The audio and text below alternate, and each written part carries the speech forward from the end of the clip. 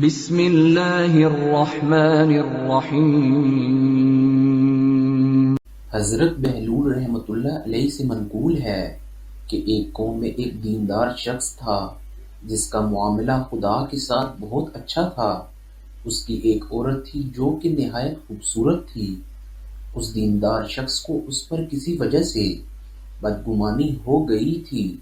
جب وہ باہر جاتا تو باہر سے دروازے کو تالا لگا کر جاتا۔ ایک مرتبہ ایسا ہوا کہ کسی جوان مرد سے اس کی بیوی کی آنکھ لڑ گئی۔ وہ ایک دوسرے سے محبت کرنے لگے، مگر باہمی معاملات کی بظاہر کوئی صورت نہ تھی۔ اس عورت نے باہر کے تالے کی ایک کنجی بنوا لی اور اس نوجوان کو بھجوا دی۔ اس نوجوان کا اس عورت کے پاس اس کی شوہر کی عدم موجودگی میں آنا جانا شروع ہو گیا۔ رات اور دن میں جب کبھی اس کو موقع ملتا وہ دروازے کا تالا کھول کر اس کے پاس آ جاتا۔ عورت کے شوہر کو اس کی آمد و رفت کی عرصہ دراز تک خبر نہ ہوئی اور یہ سلسلہ جاری رہا۔ اس کا شوہر چونکہ ایک عابد و زاہد شخص تھا، اس کو اندازہ ہونے لگ گیا کہ اس کی عورت اس سے کچھ کنارہ کشی اختیار کرنے لگی ہے۔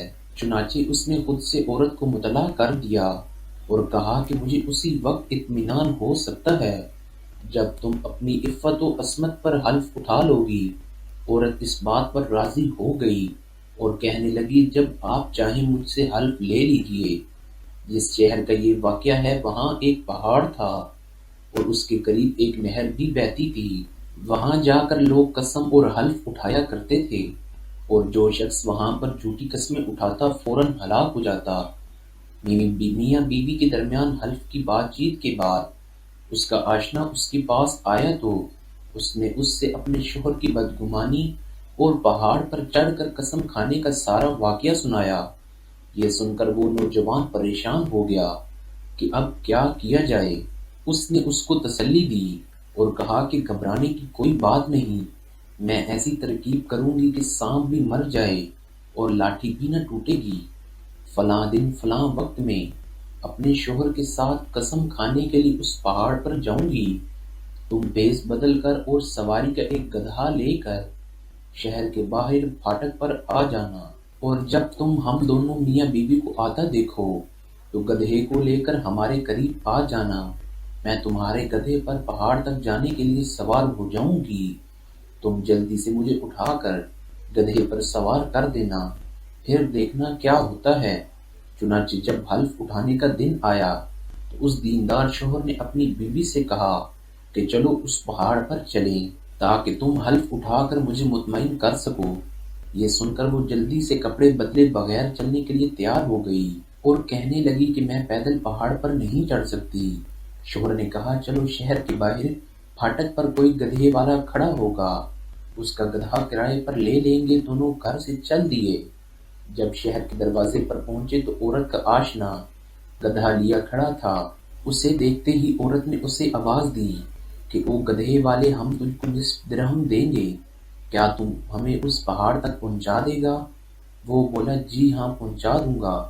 وہ جلدی سے گدھا لے کر آیا اور عورت کو اپنے ہاتھوں کا سہارا دے کر گدھے پر بٹھا دیا اور روانہ ہو گئے۔ آگے آگے گدھا جا رہا تھا اور پیچھے پیچھے عورت کا شوہر اور وہ مصنوعی گدھے والا چل رہا تھا۔ جب پہاڑ آ گیا اور گدھے سے اترنے کا وقت آیا تو عورت نے اس آشنا کو آواز دی گدھے والے مجھے گدھے سے اتار دے۔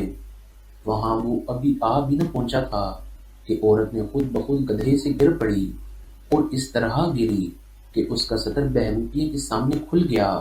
عورت اس کو بناوٹی گالیاں دینے لگ گئی۔ بہروپیہ بولا کہ بی بی صاحبہ میرا اس میں قصور نہیں ہے، اور اس کو پکڑ کر زمین سے اٹھا کر کھڑا کر دیا۔ اس کے بعد وہ پہاڑ پر چڑھے اور جب اس جگہ پہنچے جہاں قسم کھائی جانی تھی تو عورت نے اپنے ہاتھ سے پہاڑ کو پکڑ لیا اور شوہر کی طرف مخاطب ہو کر قسم کھانے لگی کہ جب سے تمہارا اور میرا ساتھ ہوا ہے تب سے آج تک مجھے سوائے تمہارے اور اس گدھے والے کے کسی نے ہاتھ نہیں لگایا اور نہ دیکھا ہے، کیونکہ یہ قسم ظاہری سچی تھی کہ سوائے اس کے شوہر اور اس گدھے والے کے کسی شخص نے اس کو چھوا نہ تھا۔ اس لیے وہ پہاڑ زور زور سے ہلنے لگا اور زمین میں دھنس گیا۔ یوں اس واقعے کا خاتمہ ہوا۔ ناظرین، ہماری ویڈیو دیکھنے کا بہت شکریہ۔ مہربانی فرما کر ویڈیو کو لائک کریں اور چینل کو سبسکرائب کریں۔ ناظرین، آپ کو ہماری ویڈیو کیسی لگی؟ اس بارے میں اپنی قیمتی آراء سے ضرور آگاہ کیجیے گا۔ ویڈیو کو لائک، شیئر اور چینل کو سبسکرائب ضرور کیجیے گا۔ بہت شکریہ۔